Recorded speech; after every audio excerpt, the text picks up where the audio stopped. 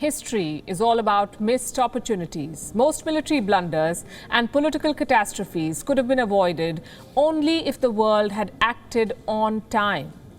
Today, we are at the same crossroads. An expansionist China is not on the horizon anymore. It is sailing into port. Now is the time to counter Beijing's aggression. This urgency might sound alarming to some, but we've got reasons for saying this.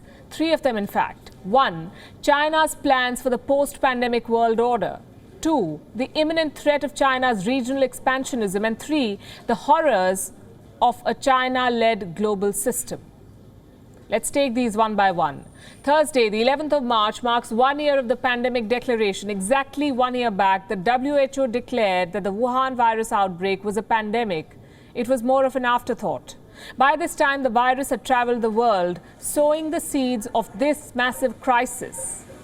In this 1 year period, most countries have focused on saving lives. They've made tall sacrifices. All of us have.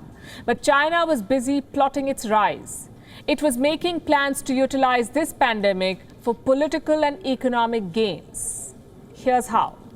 As countries shut their borders, China opened its purse strings, hostile takeovers. Foreign companies were struggling to break even in 2020, so China swooped in and acquired these assets, and that too at dirt cheap rates.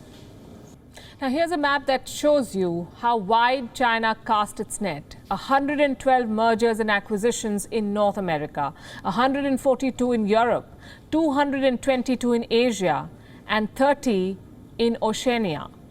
If you notice, these are places where Chinese strategic interests are challenged. The US, Canada, Australia, and India. In 2020, China's overall foreign investment was $132.9 billion, up 3.3%. Remember, this is in the middle of a pandemic. The total value of its mergers and acquisitions, $46.4 billion. Close to 530 deals were sealed by Beijing. Countries were slow to realize what was happening. When they did, FDI laws were tightened, foreign direct investment. The US, the European Union, Australia and India, all of them blocked China's predatory investments. Strategic assets had to be protected, but for some companies, it was already too late. Beijing also scored a few trade deals in 2020. Phase 1 of its agreement with the US was finalized, but the crowning achievement was the EU investment deal, the one with the European Union. They haggled for 7 years without any progress. Then suddenly in December 2020, a deal was announced. The market opinion is clear on this. In exchange for some vague promises, Chinese companies have gained access to European markets. And of course, there was nothing concrete on human rights violations. China's pandemic strategy was crude, borderline illegal. But it hinged on one thing, making sure it wouldn't be blamed for the pandemic. So it launched a massive disinformation campaign. Chinese diplomats blamed the US military and Europe and basically everyone but itself. Part 2 of this strategy was to sabotage the World Health Organization's investigation. The entire world knows the virus originated in Wuhan, but the WHO probe team could not find evidence. They were denied access to bat caves. They were tailed by Chinese spies and arm twisted into granting them a clean chit. This high-handedness extends to geopolitics as well. China used the pandemic to implement a new security law in Hong Kong. It has effectively killed the promise of one country, two systems. In the South China Sea, Beijing has made piracy a maritime policy. It regularly intimidates foreign vessels, carries out military drills near disputed islands, and sends fighter jets into Taiwanese territory.